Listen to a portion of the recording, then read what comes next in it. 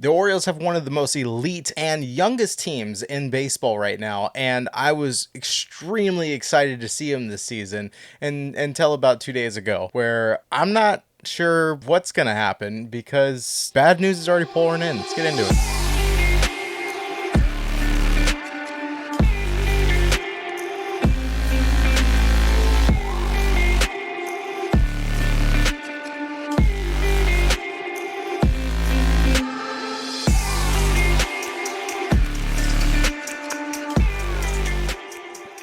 Welcome everybody to Touching Bases Podcast. Good to see your beautiful faces back here again. And as you can see, we're back in the studio, no longer in a Holiday Inn Express, and we can kind of get back to the better quality stuff that you probably expect from this channel. And I can get back on it because I've been sloughing.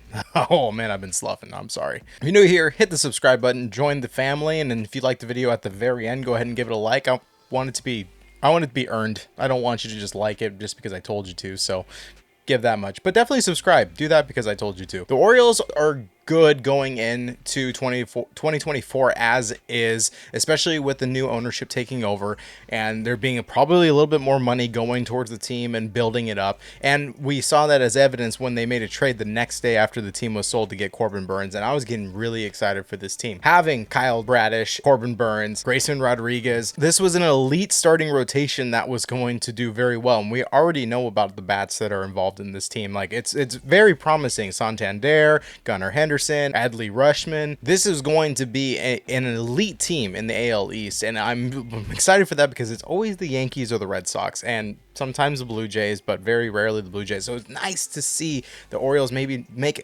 some contention into the second year in the row, as last year they did an amazing job. Disaster struck in Sarasota, Florida, where they're beginning spring training. In fact, the pitchers and catchers, I believe, reported about 4 days ago, and Kyle Bradish, probably one of their best pitchers last year, is having some UCL issues. If you don't know what that means potentially Tommy John, and that's not good. He says he has some soreness, so he's taking it easy, but he is expected to be out for a little bit. I don't know if he's going to be ready for the regular season, but he is officially on the injured reserve list with a strained, or is it strained or sprained? I think it's sprained UCL, so that is not good for him because any more aggravation to that can turn into a tear, and then he's out for 2 seasons, and that's just a loss that the Orioles really, I don't want to say they can't afford, but you don't want to lose one of your best pitchers to Tommy John right before the season starts, and we're not even 2 weeks into spring training. Last year, Kyle Bradish was probably the most elite pitcher on the Orioles, and he was able to pitch a 2.83 ERA within 30 games, and he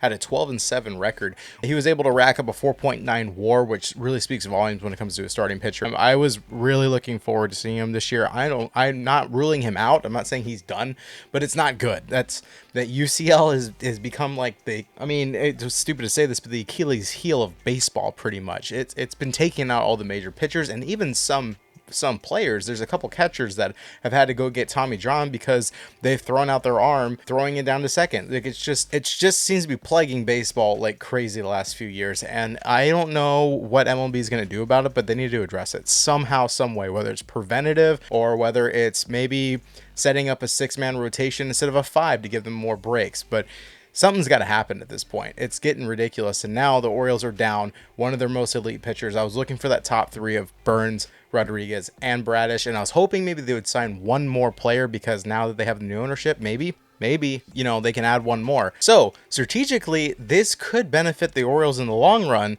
but it depends on the ownership if they're willing to take that step. But what's worse is that the rookie of the year for 2023 himself, Gunnar Henderson, has strained his oblique. I don't want to say strained, but he has mild aggravation. He's going to be out for at least a few weeks. He says he's going to be available to play on opening day. But these things, when it comes to obliques, talking to a lot of major league players in the past, and I've been involved in a lot of this stuff, and even if you just check out interviews, the oblique is a very sensitive area. That is something that is very slow to recover. It takes a long time to get to 100%, and you can easily aggravate it a little bit more. And they say mild aggravation in his statement. I mean re-aggravate it. Make it hurt more.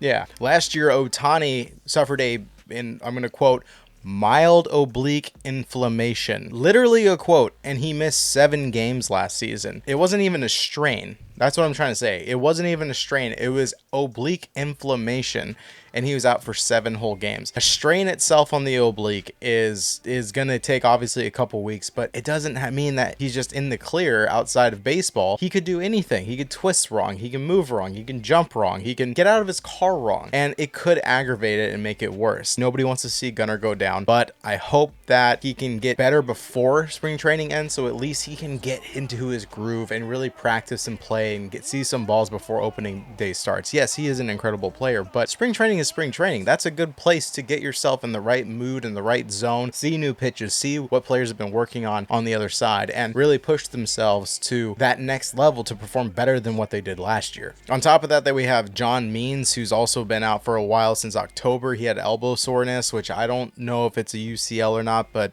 same place, I'm just saying. The last 4 games he played, he pitched a 2.66 ERA in 23 innings. That's really good. So I mean, John Means coming back would be a huge deal. Another one that I don't think he's going to be back, which is the reason why they picked up Craig Kimbrel, was Felix Bautista. Now he is actually doing Tommy John. I don't know if it's a second one, but he's out for the entire season, which they went and picked up Craig Kimbrel. Holy crap, I cannot talk. And that would race that filled in that slot for the closer position. But let's look at the bright side of this. So the Orioles are very well aware that they need a starting pitcher, at least ready for opening day, and however long it may take for Kyle Bradish to come back. That means that this could work in their benefit to where they're leveraging ownership and the front office to go out and get another pitcher, which there are some really elite pitchers on the market right now. You still have Blake Snell. You still have Jordan Montgomery.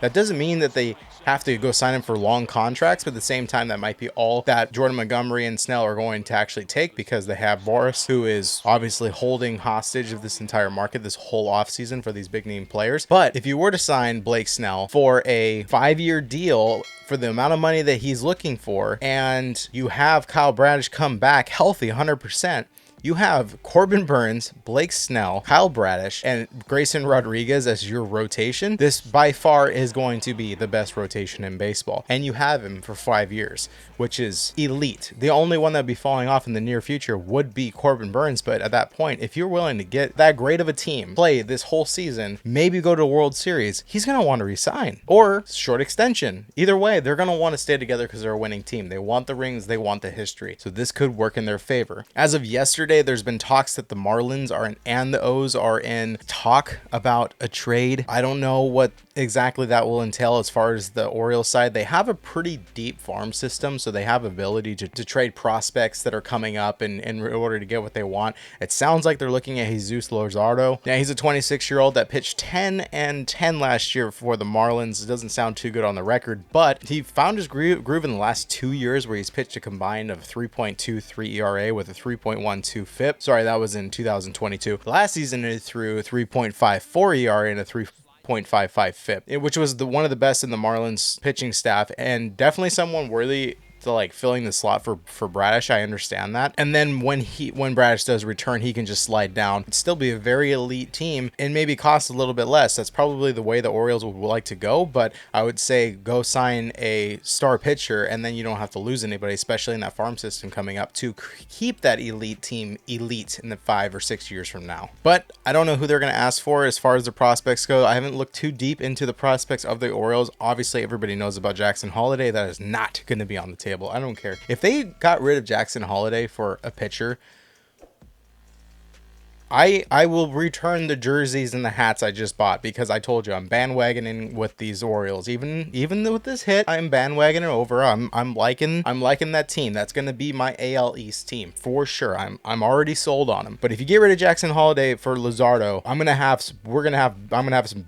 Nope. Ultimately, I would not stick with this. The Orioles absolutely have to do something. Now, they do have a good offense. They have kind of decent pitching. I wouldn't say exactly the best. I mean, I just looking at this, after Grayson Rodriguez, you have Kremer, Wells, and Irving.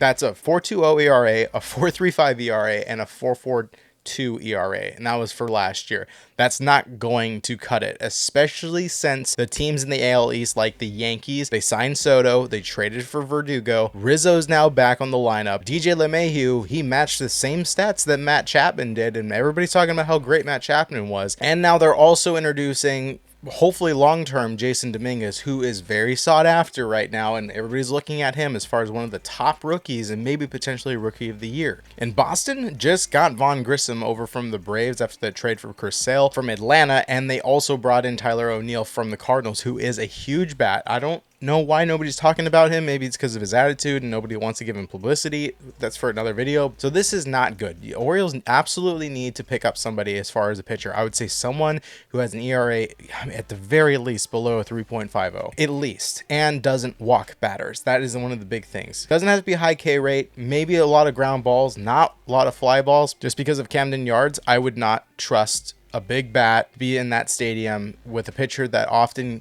gives up fly balls, because some of those are going to get out. Find a ground ball pitcher under 3.5 ERA, add him to that rotation. That's going to cut out one of these guys. I'm probably going to go with Irvin's probably going to get pushed out, because a 4.42 is not okay, not in the AL East, not if you want to be a contender, and at least until Bradish comes back. I have faith still. I can't wait to see the Orioles play. It's a little bit concerning about the oblique thing with Gunnar Henderson, but you know, Kyle Bradish, that's going to be the biggest one that I'm really paying attention to, because, man, if that turns into Tommy John, that's really going to suck. But, I mean, this does push them to go get somebody. In a trade, man, how much are you going to have to give up? Because now if the Marlins are automatically having the Orioles front office come begging and really pushing for a trade, they have all the leverage in the world. So they can ask for a lot. And I don't know if you want to give up too much of your farm team when you're kind of getting on that possible dynasty future with the young team that you have, the club control that you have, and the farm system you have already. So, I don't know, guys. What do you think? Comment below. Bonus info, the Angels owner Moreno family and everything, well, they're not going to sell again. So, they keep flip-flopping. I made a whole video on it before. They're back to not selling. So, I don't know. I don't know. Anyways, like the video if you are still here, because obviously you enjoyed it up to this point. Comment below on maybe your concerns or anything like that. If you're an Orioles fan, my condolences for those two that are temporarily out, but I am with you. Someone commented, I know I have like Orioles stuff here, but I know you can't see it. I said I was going to take down the modem, but it's signed. It's signed. And then I also have a Machado. Hold on. Working on it. Okay. See, I do have some Orioles stuff. I just don't have anything to wear. So, rocking my D-backs. I haven't had much news to give out with the D-backs, but they're going to be good. Maybe I can make a video about them. Anyways, thank you guys for joining me. Go ahead and do all those things, and we'll see you on the next one. Sorry for wasting your time and showing off my Orioles stuff. So, yeah, bye.